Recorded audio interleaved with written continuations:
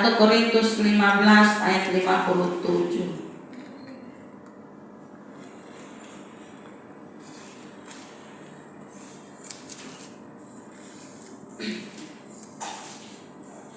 Satu Korintus 15 ayat 57. Menghormati firman Allah, saya jemput kita berdiri. Hanya satu ayat dan kita akan baca bersama-sama. Pertama Korintus 15 ayat 57. Yang sudah dapat katakan amin. Amin. 2, 3. Tetapi syukur kepada Allah yang telah memberikan kepada kita kemenangan oleh Yesus Kristus Tuhan kita. Sekali lagi, tetapi syukur kepada Allah yang telah memberikan kepada kita kemenangan oleh Yesus Kristus Tuhan kita. Silakan duduk. Demikian firman Tuhan yang dikatakan berbahagia dan beruntung adalah setiap kita yang rindu firman Allah, yang haus dan lapar akan kebenaran, karena kita akan dipuaskan. Baik, selamat Paskah untuk kita semua. Ya, masing-masing kita beri salam satu dengan yang lain. Katakan selamat Paskah. Ya.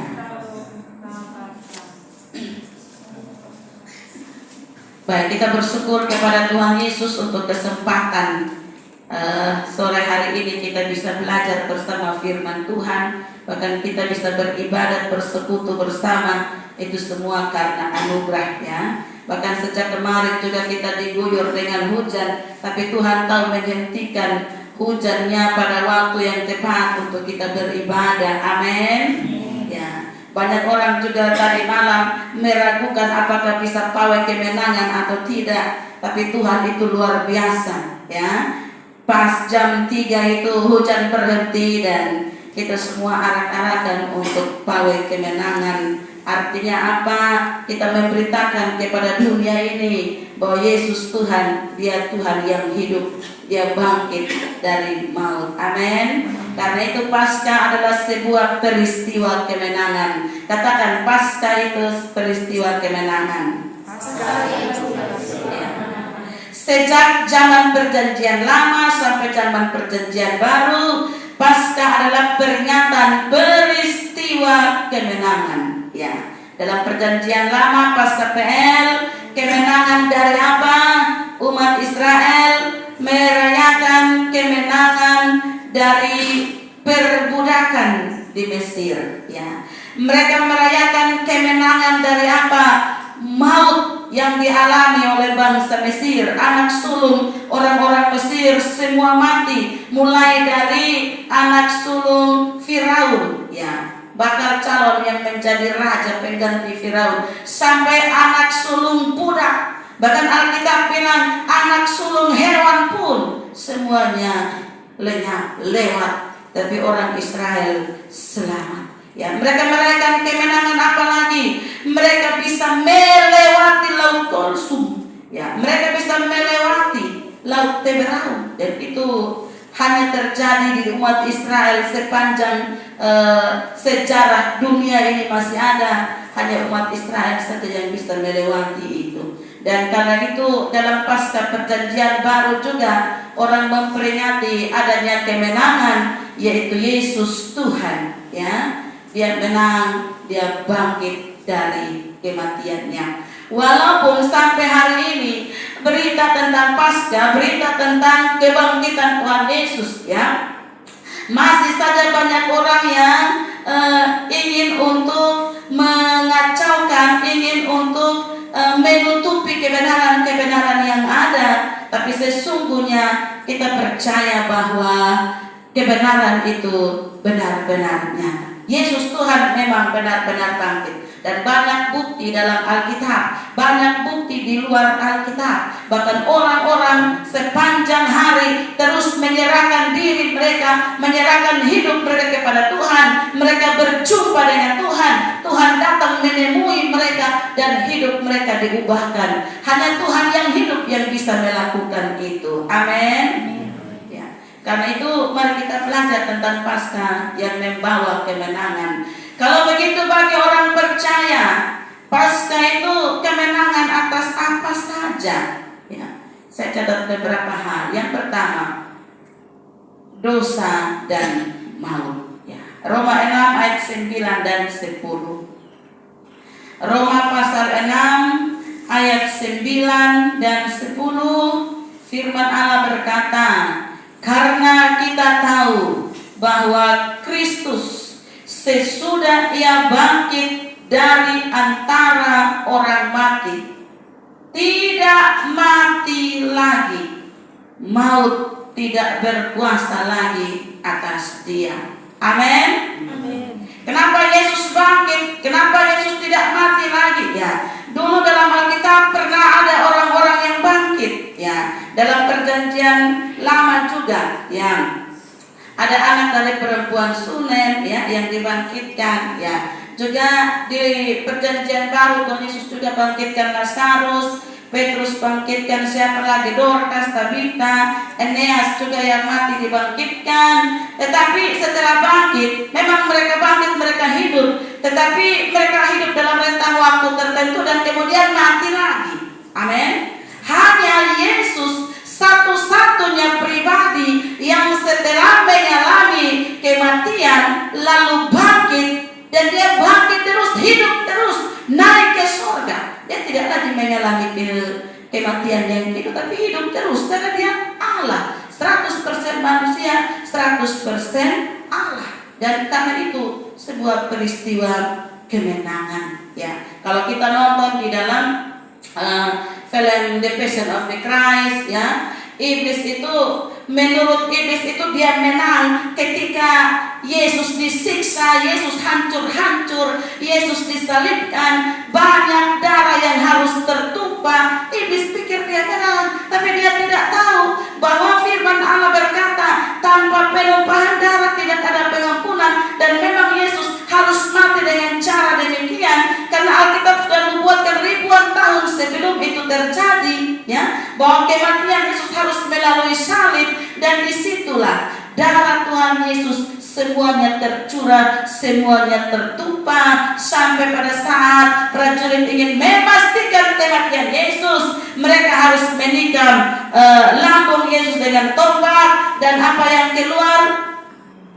Darah bercampur air. Artinya apa? Yesus kehabisan darah. Tidak ada lagi darah yang tersisa. Karena apa? Mata tombak waktu itu sangat tajam, ya. Tajamnya mata tombak, sampai bayangkan semua tubuh Yesus itu kan sudah hancur. Hancur dalam arti apa? Waktu cambukan ditarik, dicabut, dicabik-cabik, semua isi daging itu sudah terlepas keluar, ya. Jadi tombak menikam pada lambung, itu dia menembus pada hati, jantung dan paru-paru, sehingga hanya sisa-sisa cairan itu yang keluar. Yesus sudah kehabisan darah. Sekian banyak darah yang ada dalam tubuh Yesus, semuanya tertumpah, semuanya mengalir, semuanya tercurah, mulai dari Getsemani sampai Golgota. Dan itulah harga pelunasan hidup saya dan saudara. Dosa-dosa kita dipakukan di kayu salib, surat hutang dosa kita dihapuskan, dibatalkan oleh Tuhan Yesus. Amin. Ya. Karena itu Yesus bangkit dari kematian, dia bangkit dari maut, karena memang maut tidak sanggup untuk menahan Yesus, ya. Karena apa? Yesus sendiri sudah katakan sebelum dia mengalami kesengsaraan itu, bahwa anak manusia akan diserahkan ke tangan orang berdosa, dia akan mati, tetapi pada hari yang ketiga dia akan bangkit. Dan terbukti perkataan Yesus. Karena itu memang Yesus benar-benar Tuhan. Hanya orang yang betul-betul Tuhan yang berkuasa, yang dia omong apa dan terbukti atau terwujud. Yesus katakan 3 hari dia akan bangkit, dan memang itu semua tergenapi dalam kebangkitannya. Yang berikut lagi ayat 10, sebab kematiannya, kematian Yesus adalah kematian terhadap apa? Dosa, satu kali dan untuk selama-lamanya, dan kehidupannya adalah kehidupan bagi Allah. Jadi kita merayakan kemenangan karena Yesus menang atas dosa, maka dosa tidak lagi menjadi belenggu kekal. bagi orang yang percaya kepada Tuhan Yesus, ya. Kalau Yesus tidak pernah bangkit, dia mati terus, ya. Bagaimana dosa itu kita bisa terlepas dari ikatan dosa atau belenggu dosa? Tidak mungkin. Tapi justru lewat kebangkitan Yesus, Yesus menang atas dosa. Kematian adalah kematian terhadap dosa. Maka dosa tidak lagi menjadi belenggu kekal bagi orang yang percaya kepada Kristus. Ketika kita datang kepada Tuhan, mengaku setiap dosa kita, kita minta pengampunan Tuhan sungguh-sungguh. Bahkan kita mau berniat untuk hidup bertobat sungguh-sungguh. Maka hanya kuasa Tuhan Yesus saja yang sanggup mengatasi yang namanya masalah dosa. Karena apa? Satu dosa saja cukup membawa kita kepada neraka. Karena Roma 6 ayat 23 berkata, upah dosa ialah maut. Upah itu apa? Akibat dosa. Upah itu apa? Hadiah, dampak dari dosa yang kita lakukan. Dosa sekecil apapun, satu dosa saja cukup membawa kita ke neraka. Tapi syukur kepada Allah, lewat kemenangan Kristus semua dosa dikalahkan. Kutuk-kutuk dosa pun tidak mempan dalam hidup kita, ya. Kutuk dosa keturunan, kutuk dosa orang tua, dosa nenek moyang. Ketika kita beriman kepada Tuhan Yesus yang bangkit, yang hidup dan yang benar, maka belenggu-belenggu dosa dipatahkan dan kita siap hidup dalam kebenaran. Karena status kita dirubah menjadi benar. Dari tidak benar kita dibenarkan, dan Allah melihat kita benar. Karena siapa? Karena Yesus berdiri menggantikan saya dan saudara. Yang kedua, kemenangan pasca bagi kita orang percaya. Kemenangan atas apa? Yang kedua, kelemahan dan penyakit. Kelemahan dan penyakit. Matius 8 ayat 17. Matius pasal 8 ayat 17. Hal itu terjadi supaya genaplah firman yang disampaikan oleh Nabi Yesaya. Dialah yang memikul kelemahan kita dan menanggung penyakit kita. Amin. Hanya Tuhan Yesus yang berkuasa dan sanggup memikul seluruh kelemahan, bahkan menanggung penyakit kita. Lewat apa? Lewat darahnya dan juga lewat bilur-bilurnya, ya. Bilur itu luka terbuka, luka menganga yang darinya mengalir atau keluar darah, ya. Saudara membayangkan, ya, bilur itu seperti apa? Seperti begini. Waktu cambukan-cambukan itu terjadi, ya, kita pegang otot tangan kita ini kira-kira tebalnya berapa, ya. Dengan cambukan Romawi yang tajam melengkung, ya, dari timah yang diperuncing, tulang-tulang binatang yang diperuncing, logam-logam yang diperuncing, lalu mereka arahkan bidikan kepada Tuhan Yesus dan tercabut isi daging ini, otot ini, ya. Lalu kemudian Alkitab mengatakan bahwa Yesus dipakaikan apa? Jubah ungu, ya. Ini badan hancur-hancur semua, sudah kayak kubur. Lalu dipakaikan jubah ungu, dan nanti sampai di dekat salib mereka tarik jubah itu, karena jubah itu harus dibuang undi. Ini luka yang baru agak sedikit mengering, dia melekat atau melengket dengan kain baju. Lalu kemudian ditarik paksa, bukankah ikut tercabut juga ketika melekat dengan kain baju ini, lalu itu darah mengalir kembali dari bekas luka. Itu yang namanya bilur. Dan dengan iman kita mau mengatakan bahwa oleh bilur-bilurnya kita telah sembuh. Bukan akan sembuh, tapi telah sembuh. 1 Petrus 2:4, ya. Karena itu semua kelemahan, semua penyakit dapat disembuhkan hanya dengan apa? Kuasa Tuhan Yesus, nama Tuhan Yesus, darah Tuhan Yesus, bilur-bilur Tuhan Yesus. Apa yang menjadi kelemahan kita, ya? Banyak orang mengatakan bahwa aduh, saya ini sulit sekali, tidak bisa mengampuni, ya. Minta Tuhan Yesus menolong. Karena apa? Tuhan Yesus bukan hanya ajar tentang mengampuni, tapi di atas kayu salib dia berikan teladan terbaik. Dia buktikan, dia berikan contoh terbaik. Banyak orang bilang, saya punya kelemahan ini, saya tidak bisa begini, saya tidak bisa begitu. Ada yang bilang, saya sulit untuk melepaskan diri dari dosa ini, dosa itu. Minta kepada Tuhan Yesus. Ya. Apapun kelemahan kita, apapun penyakit kita, apa saja yang menjadi kelemahan dan penyakit, Alkitab bilang Tuhan Yesus sudah menang atasnya. Tidak ada penyakit di dunia ini yang tidak sanggup dan tidak bisa disembuhkan oleh Tuhan Yesus. Sejauh apapun jenis atau nama penyakit yang ada di dunia ini, semuanya sudah ditanggung oleh Tuhan Yesus. Cukup kita beriman, percaya sungguh-sungguh kepada Tuhan Yesus, sesuatu pasti terjadi. Ya. Yang ketiga, orang percaya mengalami kemenangan pasca dalam hal apa? Semua kuasa kegelapan dan kuasa dunia. 1 Korintus 15 ayat 28. 1 Korintus 15 ayat 28. Tetapi kalau segala sesuatu telah ditaklukkan di bawah Kristus, maka ia sendiri sebagai anak akan menaklukkan dirinya di bawah Dia yang telah menaklukkan segala sesuatu di bawahnya, supaya Allah menjadi semua di dalam semua. Wow, luar biasa. Supaya Allah menjadi semua di dalam semua. Alkitab katakan pada ayat 28 tadi, segala sesuatu telah ditaklukkan di bawah Kristus. Amin.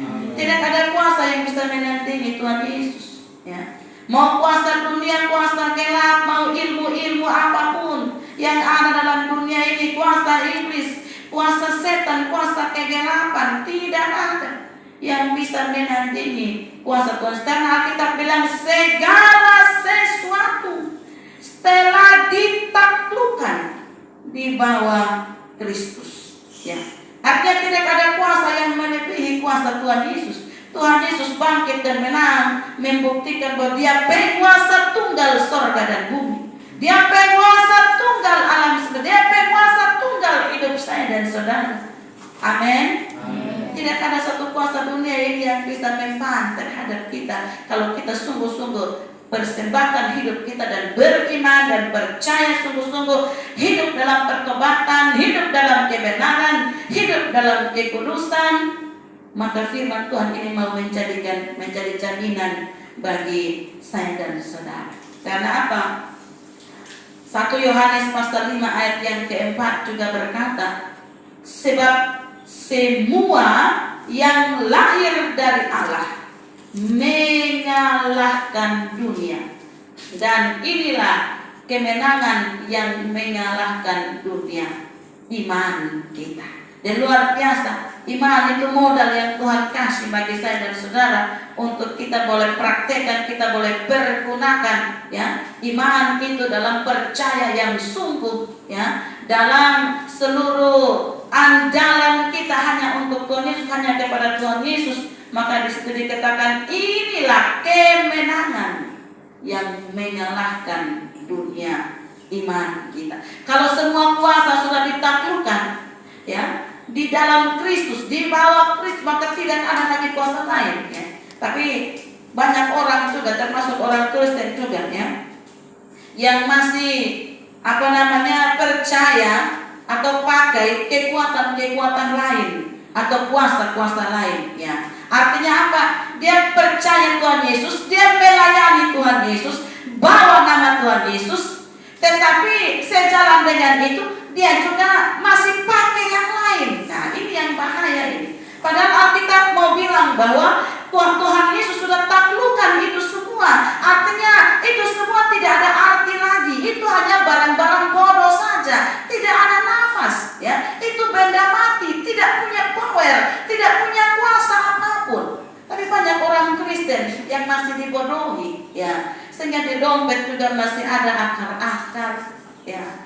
Masih ada baca-baca mantra-mantra, ya. Mau masuk kamar mandi WC harus lepas dulu. Nah, nanti keluar pasang kembali. Ada yang masih pakai jimat-jimat di cincin, masih percaya kekuatan-kekuatan rahasia. Padahal Alkitab sudah bilang lewat kebangkitan Kristus, kemenangan Kristus, itu semua sudah dikalahkan, itu sudah ditaklukkan, itu sudah tidak ada arti apa-apa, itu semua barang-barang yang binasa, itu semua tidak berfungsi, tidak ada power sedikit pun.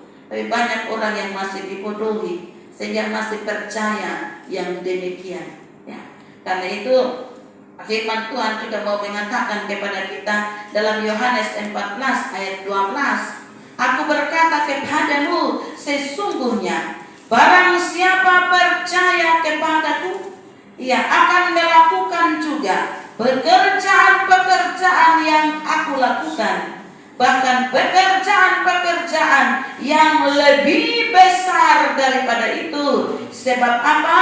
Aku pergi kepada Bapa. Bayangkan, Tuhan Yesus sendiri sudah menjamin bahwa kita yang percaya kepada Tuhan Yesus, beriman kepada Tuhan Yesus yang bangkit dan hidup dan menang, kepada kita juga Tuhan pakaikan, Tuhan pinjamkan, percayakan, layakkan untuk mengalami, menerima, menikmati kuasa seperti lagu yang tadi kita nyanyikan.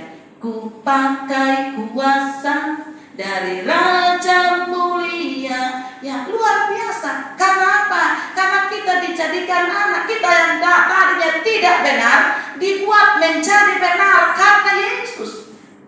Sehingga kita, Alkitab bilang, kemenangan kita adalah kita diberi kuasa atas setiap kegelapan.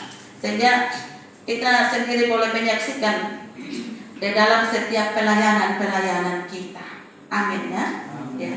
Kita pergi pelayanan itu, iblis sudah tunggu di tempat pelayanan, ya. Ibaratnya kita sudah disiapkan untuk masuk di sarangnya iblis, tapi karena kuasa yang besar dari kuasa kebangkitan Kristus, Tuhan yang punya pekerjaan, Tuhan yang layakkan kita, Tuhan yang siapkan pekerjaan itu, Tuhan sendiri yang akan membela, Tuhan sendiri yang akan buat perkara-perkara besar, bahkan Tuhan sendiri yang berperan menggantikan kita. Dan kita tinggal melihat kemenangan lewat demi kemenangan, dan kita pulang dengan kesaksian-kesaksian. Karena memang kemenangan Kristus, kebangkitan Kristus membawa kemenangan bagi kita atas semua kuasa-kuasa. Karena itu orang Kristen tidak perlu takut lagi dengan kuasa gelap, kuasa iblis setan. Tidak perlu takut lagi dengan bunyi-bunyi yang menakutkan, ya. Tidak perlu takut juga dengan sihir swangi. Tidak perlu takut. Karena apa? Roh yang ada dalam diri kita lebih besar daripada roh yang ada di dunia ini. Kuasa yang datang daripada Tuhan Yesus, kuasa di atas segala kuasa dunia ini. Kuasa itu juga yang akan Tuhan perlengkapi bagi saya dan saudara yang sungguh-sungguh beriman dan percaya kepada Kristus. Kalau begitu, apa dampak dari semua kemenangan lewat peristiwa Paskah? Ya. Dampak dari kemenangan demi kemenangan yang kita terima dalam peristiwa Paskah atau kebangkitan Kristus adalah kita tidak perlu lagi yang namanya korban hewan penghapus dosa. Amin. Kita tidak butuh lagi itu. Karena apa? Persembahan tubuh Yesus, persembahan diri Yesus, ya, yang hanya satu kali untuk selama-lamanya, ya. Ibrani 10 ayat 12 dan 18. Tetapi ia setelah mempersembahkan hanya satu korban saja karena dosa, ia duduk untuk selama-lamanya di sebelah kanan Allah. 18. Jadi apabila untuk semuanya itu ada pengampunan, tidak perlu lagi dipersembahkan korban karena dosa. Kita tidak perlu lagi, ya, korban hewan seperti orang-orang di zaman PL, zaman Taurat, ya. Tetapi korban apa yang bisa kita berikan, kita persembahkan kepada Tuhan, ya? Yang pertama, korban tubuh kita yang sudah ditebus dan diselamatkan, korban hidup kita, ya. Sehingga Alkitab katakan bahwa persembahkanlah tubuhmu sebagai persembahan yang hidup, yang kudus dan berkenan kepada Allah. Itu hanya bisa terjadi kalau nafas ini masih ada dalam tubuh ini. Baru itu bisa jadi persembahan hidup, ya. Kalau sudah jadi mayat baru mau bertobat, itu terlambat. Itu bukan persembahan hidup lagi, ya. Tubuh yang hidup, yang kudus. Artinya apa yang kita lakukan? Belajar berjalan dalam kekudusannya Tuhan. Supaya apa? Yang hidup dan yang kudus itu bisa layak di hadapan Allah. Korban apa lagi yang bisa kita berikan kepada Tuhan Yesus? Pengganti korban hewan penghapus dosa dalam Taurat, ya. Pujian kita, ya. Penyembahan kita, ibadah kita, pelayanan kita, pertobatan kita. Bukankah itu juga menjadi korban-korban yang layak dan harum di hadapan Tuhan, ya. Karena itu dalam hidup ini, ya, mari kita terus merenungkan tentang betapa berkorbannya Tuhan Yesus sampai titik darah terakhir. Semuanya Yesus korbankan bagi saya dan saudara. Maka apa yang bisa kita lakukan? Memang kita tidak bisa balas seluruh kasih Tuhan, pengorbanan, kebaikan Tuhan, ya, sampai kematiannya di atas kayu salib, ya, hancur-hancur Yesus dibuatnya. Tetapi apa yang bisa kita lakukan dengan hidup ini? Mari kita pakai hidup ini supaya hidup ini memuliakan nama Tuhan. Hidup ini menjadi berkat. Hidup ini boleh menyenangkan hati Tuhan, ya. Yang berikut, dampak dari kemenangan Paskah yang kita rayakan. Kita diperdamaikan dengan Allah Bapa. Kita diperdamaikan dengan Allah Bapa. Kolose 1 ayat 19 dan 20. Kolose 1, 19 dan 20.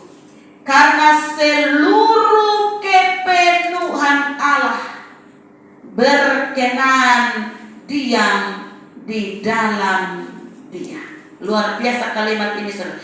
Seluruh kepenuhan Allah berkenan diam di dalam Dia.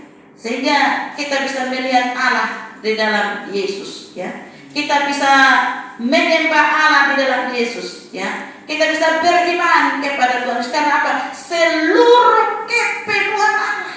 Hanya Yesus satu-satunya pribadi yang kepadanya Allah berkenan. Sehingga ketika peristiwa Yesus dibaptis pun, ya, Yohanes bilang dia melihat langit terbuka, lalu Roh Allah turun, ada suara dari langit yang mengatakan, inilah anak yang kukasihi, kepadanya lah aku berkenan. Lalu dalam peristiwa di Gunung Tabor, ya, Musa dan Elia bersama dengan Yesus, itu juga ada kesaksian bahwa ada suara dari langit, dari surga. Allah Bapa sendiri memproklamirkan tentang Yesus satu-satunya pribadi yang kepadanya Allah berkenan, ya.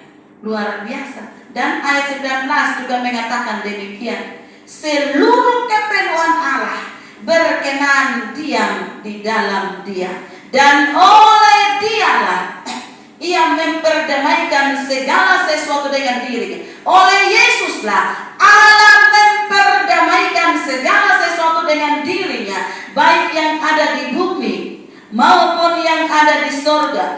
Sesudah Ia mengadakan pendamaian oleh darah salib Kristus. Amin.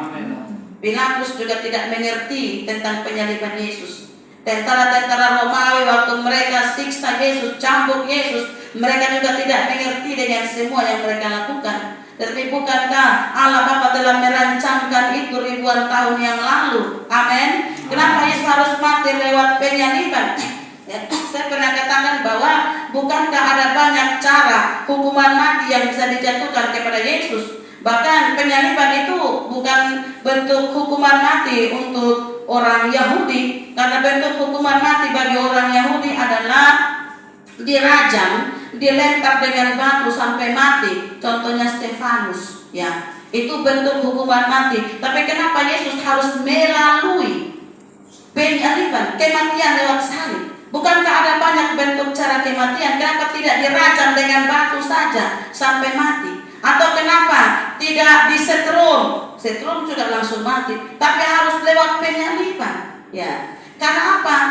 Dalam ayat 20 bagian terakhir itu, Allah mengadakan pendamaian oleh apa? Darah salib Kristus. Bukan hanya salib Kristus, tapi garis bawahi darah salib Kristus. Kenapa? Karena hanya lewat penyaliban, sebelum terdakwa korban disalibkan, dia harus dihancur-hancurkan dulu. Dia harus dicambuk dulu. Dan ketika cambukan-cambukan itu terjadi, maka darah akan meleleh, mengalir, tertumpah, tercurah keluar. Sama dengan Ibrani 9 ayat 22 tadi yang mengatakan bahwa tanpa penumpahan darah tidak ada pengampunan. Karena dalam Taurat berlaku nyawa ganti nyawa. Nyawa itu ada di dalam darah. Darah bicara tentang kehidupan.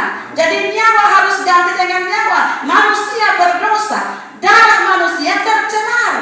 Amin. Karena apa? Kita kan lahir dari darah daging orang tua kita. Ya, makanya kita disebut ini sepon darah daging, ini sepon darah daging. Ya, darah daging, darah orang tua sudah tercemar dosa, tercemar virus mulai dari manusia pertama Adam. Ya, kita semua kan tinggal saja mengikuti darah Adam turun temurun. Karena itu Alkitab bilang Yesus adalah Adam yang kedua, yang bisa menebus semua darah yang sudah terkutuk. Darah Adam pertama kan sudah dikutuk, ya, karena dosa itu. Maka Kristus adalah Adam yang kedua. Dan kita semua, Alkitab bilang darah, nyawa ganti nyawa, ya. Semua darah manusia sudah tercemar karena dosa, karena virus. Kita punya dalam darah ini sumber bibit penyakit, ya, sumber virus penyakit, ya. Sekalipun kita mau jaga kesehatan seperti apapun, bahkan ada orang yang makanan tadi malam pun dia tidak mau makan karena takut sakit, takut perut sakit, takut bermasalah dengan kesehatan. Ada yang cuci sayur, cuci beras juga harus pakai air aqua, masak nasi pun harus pakai air aqua karena memang dia mau jaga kesehatan. Mau jaga kesehatan seperti apapun, mau jaga pola hidup sehat, pola makan yang sehat seperti apapun, darah kita tetap sudah tercemar oleh virus dan juga oleh dosa. Karena itu tidak ada satu darah manusia di bumi ini yang layak untuk dijadikan korban pendamaian. Seperti Roma 3 ayat yang ke-25. Mari kita lihat Roma 3 ayat yang ke-25. Roma 3 ayat 25 berkata, Kristus Yesus telah apa? Ditentukan Allah menjadi apa? Jalan pendamaian karena iman dalam darahnya. Jadi hanya satu manusia di bumi ini, yaitu manusia Yesus Kristus yang ditentukan Allah. Darahnya sudah ditentukan karena memang Musa juga tidak bisa, Abraham tidak bisa, Harun sebagai imam besar juga darahnya sudah tercemar. Hanya Yesus yang darahnya tidak tercemar. Karena apa? Benih ilahi Roh Kudus yang membuahi di dalam kandungannya Maria. Allah hanya pinjam rahimnya Maria. Tidak ada campur tangan manusia di situ, ya. Dan itulah yang menyebabkan Yesus itu kudus. Dia 100% Allah, tapi juga dia 100% manusia. Sehingga dalam Kolose 1 ayat 20, kenapa dia harus mengalami penyaliban, hukuman mati? Ya, karena sebelum penyaliban korban atau terdakwa itu dia harus disiksa sampai darahnya keluar habis. Kalau setrum kan hanya satu kali tusuk, satu kali kesetrum, dia sudah kering, kaku, darah tidak keluar lagi. Kalau dirajam dengan batu, mungkin darah keluar sedikit dari telinga, dari hidung, dari mulut, tapi tidak full keluar. Hanya dengan pencambukan itu, ya, darah keluar sepanjang perjalanan Yesus, mulai dari Getsemani, malam Kamis ditangkap itu, lalu ada satu lubang penyiksaan yang juga masih ada di Israel, itu sekitar 2x2 meter saja. Yesus itu digodok habis-habisan di situ, ya, dia disekap, dia ditendang di situ, dibiarkan tersisa di situ, ditarik kembali lagi, ya. Pengadilan waktu itu bukan seperti sekarang, ya. Orang yang dijadikan terdakwa dikasih rompi bagus-bagus, ya kan, diborgol tapi dikawal, kasih naik mobil ber-AC, dulu tidak begitu. Ini korban dibuat hancur-hancuran, ya.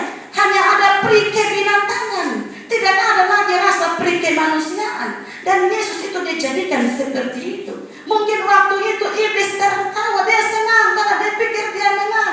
Prajurit-prajurit Romawi itu semua tentara bayaran. Karena membayangkan kalau orang dibayar untuk gebok, orang dibayar untuk kasih mati, wah, itu dia rasa bangga, rasa puasnya ada. Dan ini tentara-tentara bayaran, orang Romawi, tentara Romawi, semakin dia lihat darah, dia akan semakin ganas.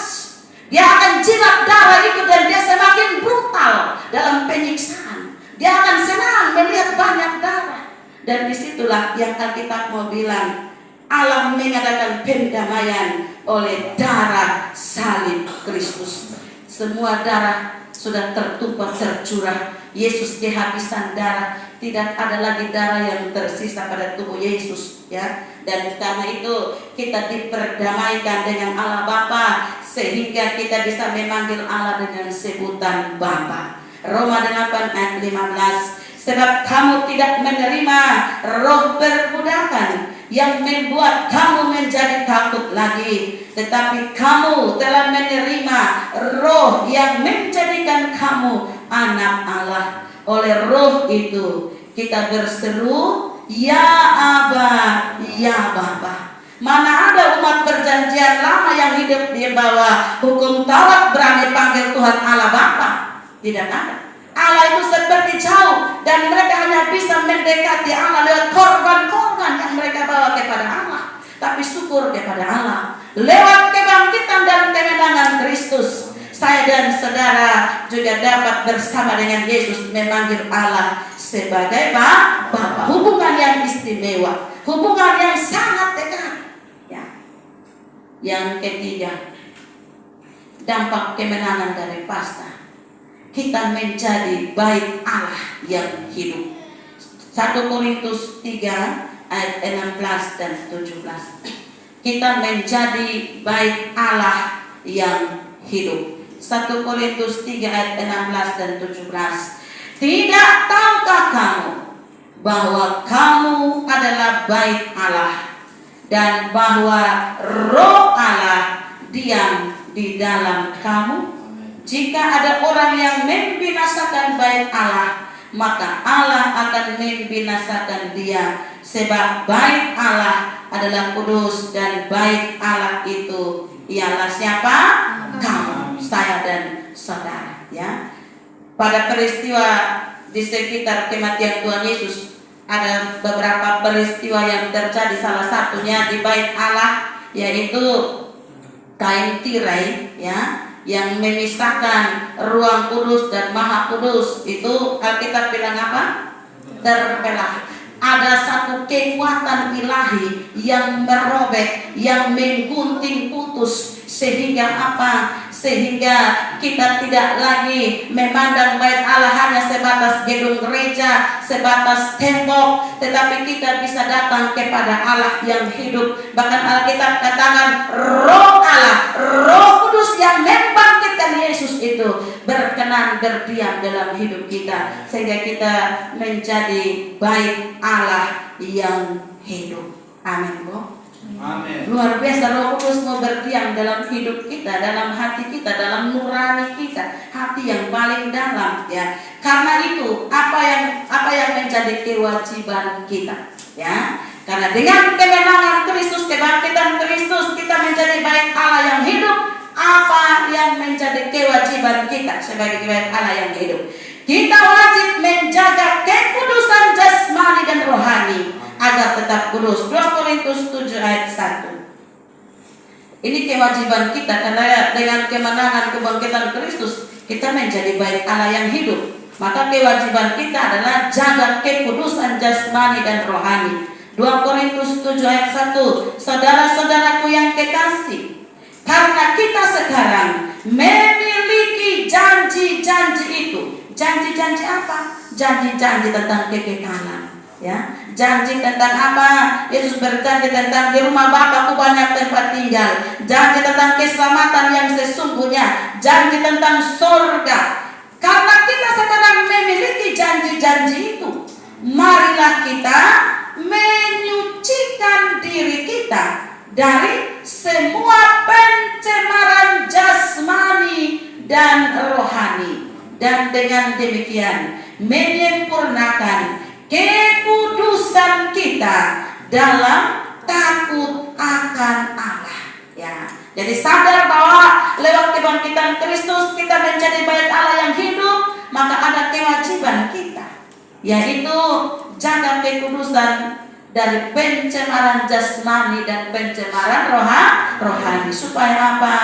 Tubuh bait Allah yang hidup dalam diri kita ini tetap kudus di hadapan Bapa. Hanya dengan demikian, maka Roma 12 ayat 1 bilang kita bisa mempersembahkan tubuh menjadi persembahan yang hidup, yang kudus, yang berkenan kepada Allah, dan itulah ibadah sejati. Karena kita menjadi bait Allah yang hidup, maka ibadah yang sejati bukan bicara tentang ibadah di dalam gedung, ibadah formal seperti yang kita lakukan, tapi ibadah yang sejati adalah seluruh perilaku hidup kita, ya, dikuduskan dengan apa? Menjaga kekudusan dari pencemaran jasmani dan rohani. Yang keempat, yang terakhir, dampak kemenangan pasca Kristus bagi saya dan saudara adalah kita diberi kuasa ilahi.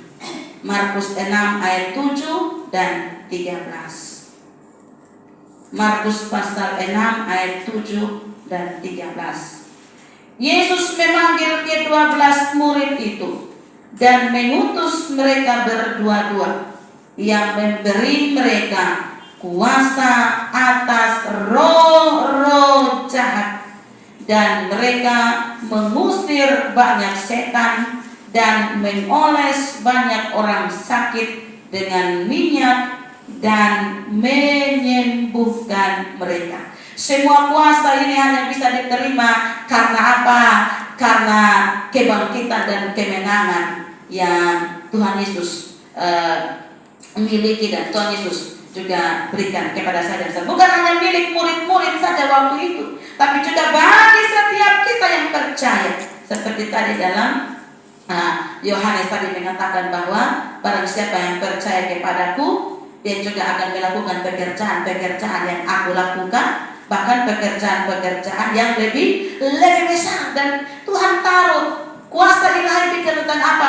Otoritas surga Tuhan berikan kepada saya dan saudara. Jadi ketika Tuhan berkenan kita untuk angkat pekerjaan Tuhan, Tuhan percayakan pekerjaannya, kita tidak dibiarkan sendiri, tapi Tuhan memperlengkapi kita dengan otoritas surga. Tuhan memperlengkapi kita dengan kuasa ilahinya, sehingga Alkitab bilang apa yang pernah murid-murid lakukan, ya, dengan kuasa yang sama, karena mereka juga beriman kepada Kristus yang bangkit, sama dengan kita beriman kepada Kristus yang bangkit, maka tidak ada yang mustahil bagi Tuhan Yesus. Semua pengikut Kristus yang percaya sungguh kepada Kristus yang bangkit punya kuasa Roh Tuhan yang melampaui kuasa manapun di dunia. 1 Yohanes 4 ayat 4. Kamu berasal dari Allah, anak-anakku, dan kamu telah mengalahkan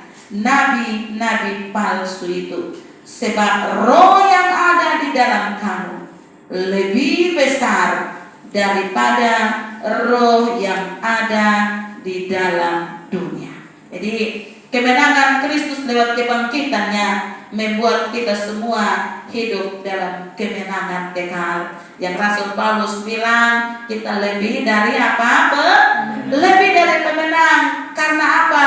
Kristus Yesus Tuhan, ya, sudah terlebih dahulu menjadi pemenang. Pemenang atas dosa, atas iblis, atas maut, atas kematian, atas kelemahan, atas sakit penyakit, atas kuasa-kuasa dunia ini.